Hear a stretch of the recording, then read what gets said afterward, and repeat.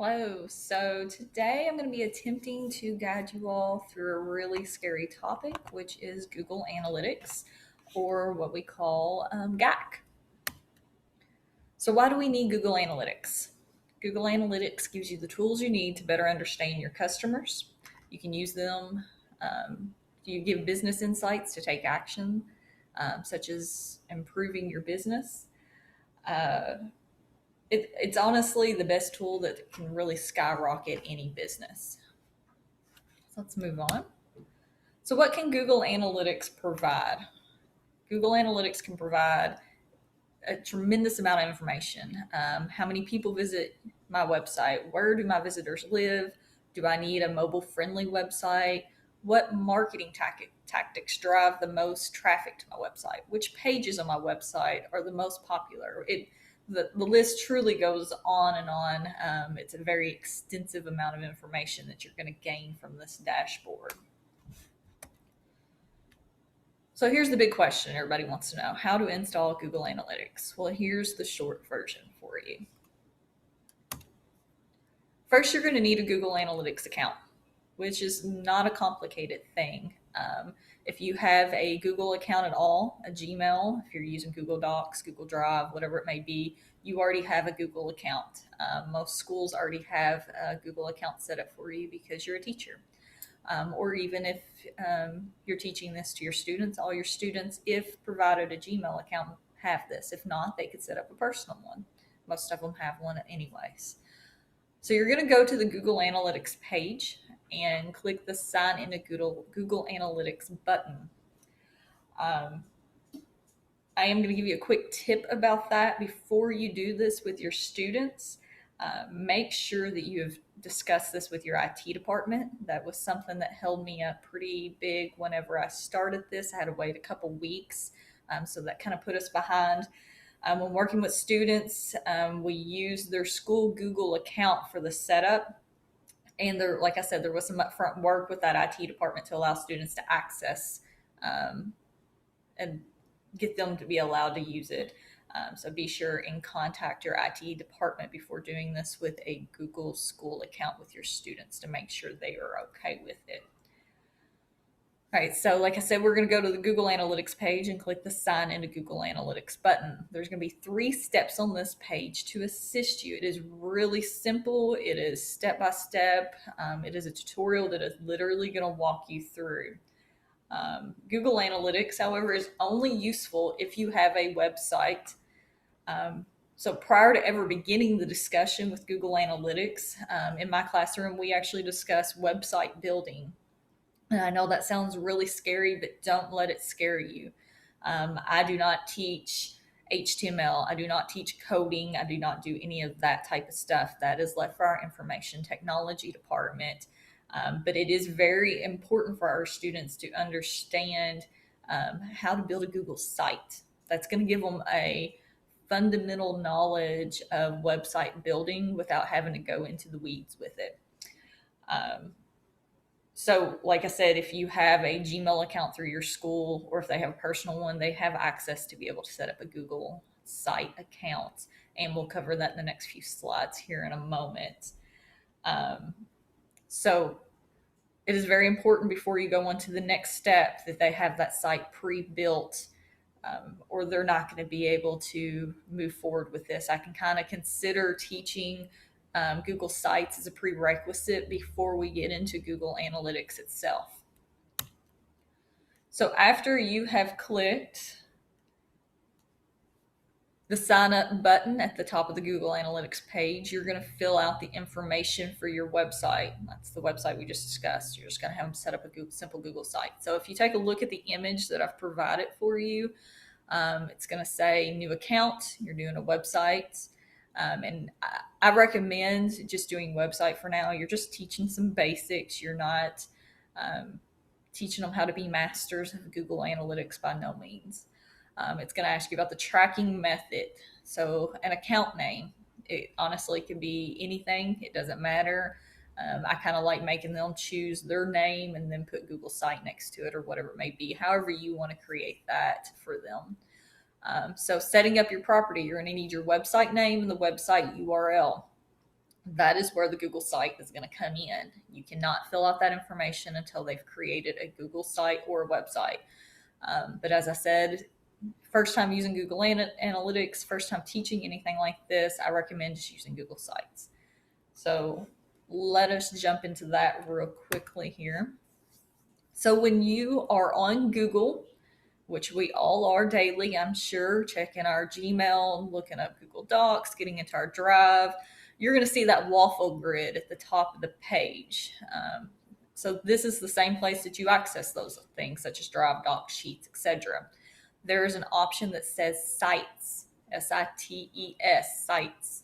You will click that option and it will provide you a template to use and customize. Super simple. Um, it doesn't have to be something that is fully built out. They could leave it blank and it wouldn't matter. I don't recommend that because you could really use this Google Sites lesson to drag on a couple weeks, make it a project, see what they can do, let them get creative. This is the fun part. They take enough ownership in this, they're going to learn Google Analytics a whole lot easier. So Google Sites is very simple to use, simple to teach. At the bottom of the screen here, I'm providing you a YouTube link that can be used in your lesson to assist students in creating their site. I highly recommend using that. I'm big on let's incorporate a little bit of technology so that they can watch it, then let's do it hands-on. Let me talk about it for a little bit. You got to be able to use all those different methods to keep them interested. Like I said, let the students build their website for whatever they choose. I'll give you a few examples. Last year, when I began to teach this subject, I had a student who wanted to build a site on Pokemon, where they talked about different types of Pokemon, what they did, whatever. I had one that wanted to do different Snapchat images of their little selfies, and they put the images on there and thought it was funny. I do have to say, make sure you are checking to see what information your students are putting in the websites. There's always going to be one that tries to put something inappropriate in there. Make sure you explain that it must be school appropriate before they put it in their website, because they will be submitting their URL to other people, whether it be family, friends, peers, whoever it may be, because you need people accessing the site for them to get that analytic information. So make sure it's appropriate. I would even recommend that they give you their topic prior to that, be part of a daily lesson. Come up with what your topic for your website is going to be, get it approved by the teacher, then you can move on, then continue to check their site to make sure that they're keeping appropriate information in there. I have found that students take more interest in analyzing the data when they take ownership of the website themselves. So don't require them to make something up that's going to bore them. They don't want to do a Google site about Google Analytics. They don't want to do a Google site about their history assignment. Some may, some may not. Make sure they're interested in it. That's my little tip of the day there. So, like I said, Google site, very important. Get that done first. Now we're going to go back to analytics. So once you have completed your website, you now have the ability to finish your form on the analytics site. You can find your site address for the form by clicking the copy published site link at the top of your new Google site page. So I'm going to go over there, let you see that. So if you take a look, it kind of looks like a little paper clip or a broken link. I don't know if you can see my mouse there. Hopefully you can. Once you click on that at the top of your Google site that you've created, it's going to pop up this box that you see. It says published site link. You're going to click the copy link button. That is your URL for their site. Okay. Cover this with them. Make sure that they understand how to copy and paste that URL, because they're going to need this more than just this one time. It's very important. Now that they have that URL, the next step is going to be to install the tracking code. Okay. So you have you've taken that URL, you've put it in your Google account. Okay. It's very simple. You're just going to copy and paste that information. You filled out that form, you're done with it. Okay. The next step is installing the tracking code. So Once you have finished your Google Analytics account setup, it will provide you with a tracking code for your site. So this is the next page. Put in your Google URL, you've clicked next, this is what you get. So you see this tracking ID right here. You're going to save that, put it somewhere, tell them to put it in a Google Doc, somewhere that they're going to be able to access easily. They can get back into their account right here, Google Analytics account, and access it at any time. But I have found many students tend to forget how to get back into this page. Maybe make notes, show them how to get in it, or tell them to write it down somewhere. It's really important that they're going to have this. So next, you will copy and paste that tracking ID into your new Google site. On your Google site, you're going to click the settings button at the top of the page and navigate to analytics. This is where you will copy and paste that ID. Remember, this is your ID here on your Google Analytics account setup page. This is the analytics section of your Google site. I know this is a lot to take in, but review the video again, take it one step at a time. You'll see right here, it says Google Analytics Tracking ID. That is where you'll copy and paste that ID, okay? We navigate it to the settings page by clicking this settings gear here at the top of your Google site page. Like I said, it's very intuitive. Things are not hidden on the Google Sites page. Everything is laid out very easily for you to find. So you'll click the settings button, you'll click analytics, copy and paste your tracking ID. Very simple. All right, so ta-da, you did it. It's as simple as that. Now your students can access the Google Analytics account that they have set up and begin seeing information on their dashboard that they can begin to analyze. This is the easy part. This is the enjoyable part. They're going to have a lot of fun with it, okay? So it is important for your students to take that URL from the Google site that they created and give that out to people so that they can get information, okay? So without that, that traffic of people going to their site, they're not going to get anything on their dashboard. And this is what their dashboard will look like when their account is set up. It is a lot to take in. There's a lot of information here. I don't have enough time in one video to go over every little detail of this, but it is important for you to make yourself familiar with this. My suggestion would be, if you're teaching Google Analytics this year, create your own Google site at some point this year. Put the ID in there, get it going, and start watching this yourself. Get into the dashboard, master everything in there, and then start working your way down through the rest of the insights.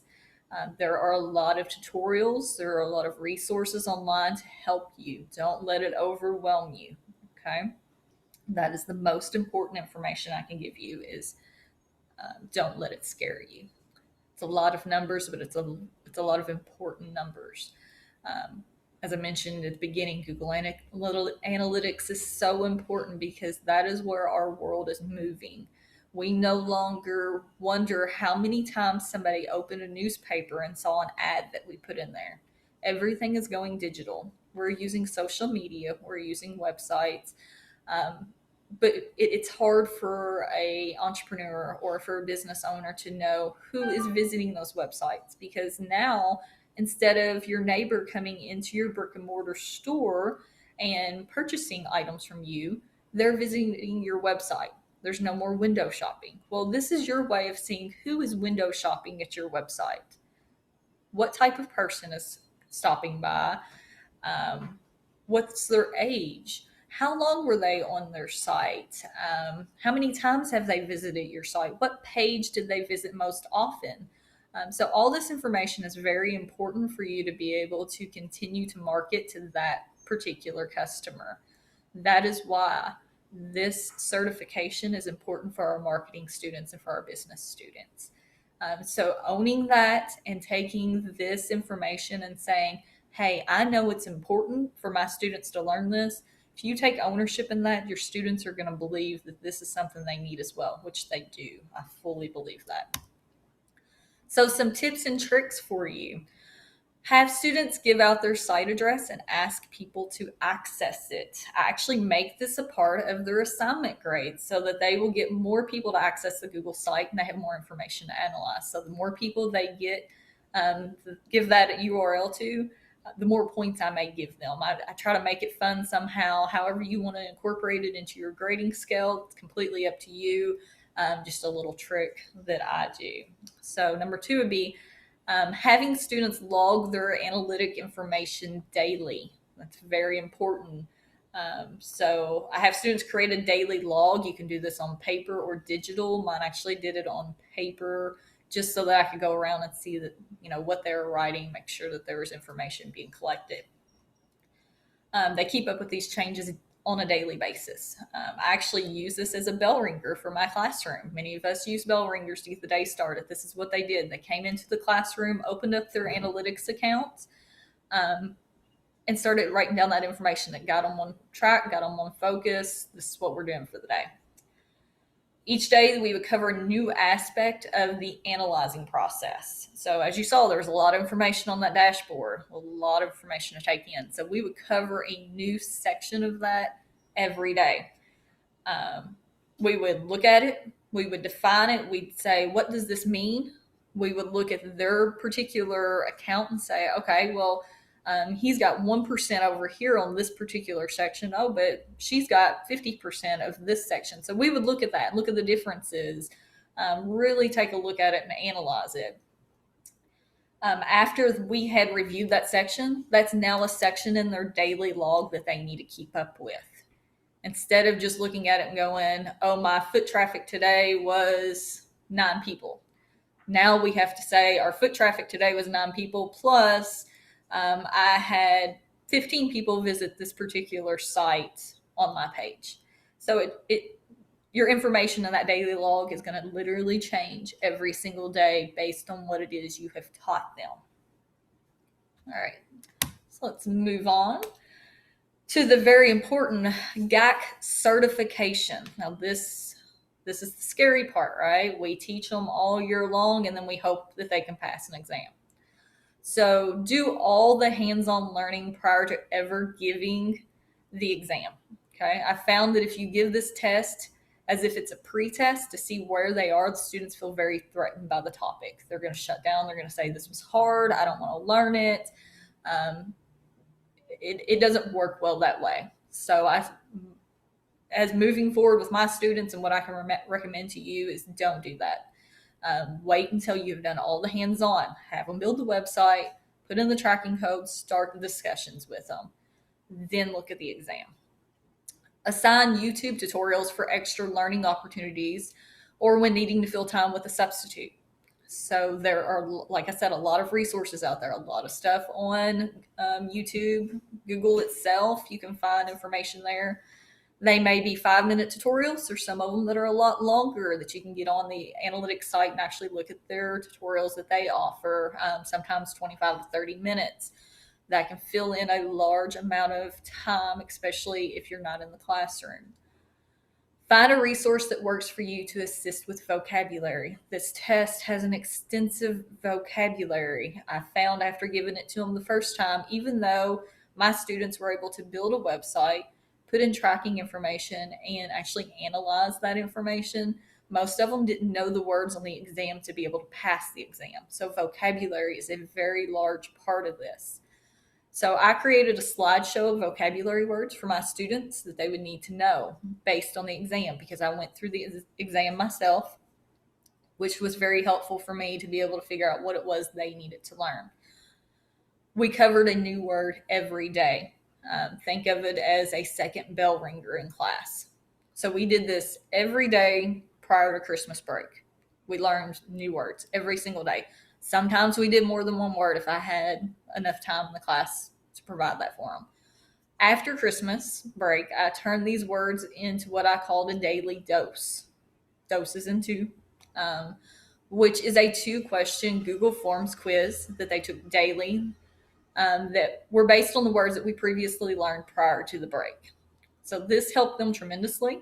My students found that even though they mastered the ability to build a website and analyze the data, they were still unable to pass that exam But after creating the vocabulary portion, test results began to become more positive. So every day after the break, they came in, took this little quiz, 2 questions, pretty much defining the vocabulary word. Test scores started to skyrocket. So vocabulary is very, very important. Okay. So in conclusion, the GAIQ, very important for students to know and understand. Like I said, you have to take ownership in this so that they take ownership in it. I actually, over the summer, started working on opening my own little retail clothing boutique. And I'm starting to see not a great incline in sales. So the first thing I thought is, let me do some Google Analytics so I can see what's going on with my website. That is what people are moving to now. They need to know what the foot traffic looks like. What does my consumer who is visiting my site, what it is they're looking for out of my website? What are they looking for out of me? People are moving this direction. My students had the ability to meet with Rick Keeber last year, who's actually owner of Planet Fitness, Suntan City, many other large companies. And he even said, this is what we're looking for. We are looking for people to understand how to analyze the digital information. It is no longer about the billboards. It is no longer about the newspaper ads. Everything in our day and age, in our students' day and age, is now moving digital. So it is very important that we keep them up and moving in that direction. Second, keep it fun, keep it interesting. Like I said, let them create the site, let them be creative, make it a fun project for them. They have to be invested in this or they're never going to learn the topic. And most importantly, like my little meme over here on the right says, we're going to get through this together. Okay, don't worry about trying to take in all this information at once. I'm here for you if you have any questions. I feel like I am becoming a master at trying to analyze the data, understand the dashboard. Once you get your first year of teaching the GAIQ certification under your belt, you're going to feel like a master as well. But in the meantime, if you have any questions, please reach out to me by email. That's probably the best way to reach me, especially during the school day. I hope you gained a lot from this presentation. And if there's anything else I can do, like I said, please reach out to me. And you all have a great rest of your virtual conference. Have a good day.